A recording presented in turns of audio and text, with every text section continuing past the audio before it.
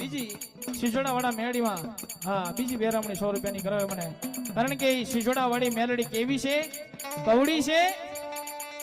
હું કરીએ કે ભાવેશભાઈ જાવું હોય તો કદાચ ગયા દશો ના, હા અહીંયા રહ્યો, કેવી છે, કવડી છે અને કેવા કામ કરે છે, જાવું હોય જાણવું હોય એક ફેરી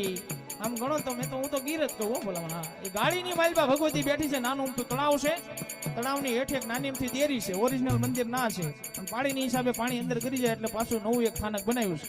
એ શિજોડા વાળી મેરડીમાં કેવી છે, કવડી છે, એ જાણવું હોય જોવું હોય તો એક ફેરી ઝાડિયાની ગાડીની માલપા જવું પડે, કારણ કે એ મેલડી કેવી છે ખબર થઈ જાવ પડી. એ મેલડીએ લોકપુરાણે તો દર્શન આપેલા જ છે,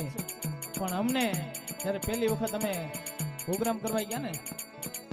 દિવાળી પછી, ત્યારે માતાજીએ હવા વેદની નાગણી થઈને દર્શન આપ્યા તો ભલામણા ઈ મારી શિજોડા વાળી મેલડી છે. કદાપી આજ મન મુંજાય એક આ હોડું પડે એ પેલા જો આવ્યું ભોય નો રે ને એ તો જગતના ચોકની માલપા મારી શિજોડા વાળી મેલડી નો હોય ભલામણા. અને ઈ તમારે દર્શન કરવા હોય તો મારી વ્લોગની ચેનલ છે નિલેશ રાવળ વ્લોગ, એની માલપા આખો વ્લોગ છે ને એમાં માતાજીના દર્શન છે. હજી હવા વેદની નાગણી હો ભલામણા, કદાપી હવા વેદની નાગણી બને રૂપિયા જવડી ફેણ મારે ભલામણા, જો ડાબે ડંગ દઈને જમણો ઊંચો થવા દે તેથી તો મારી ઝાડિયાના ગાડી વાળી મારી શિજોડાની મેલડી ન હોય.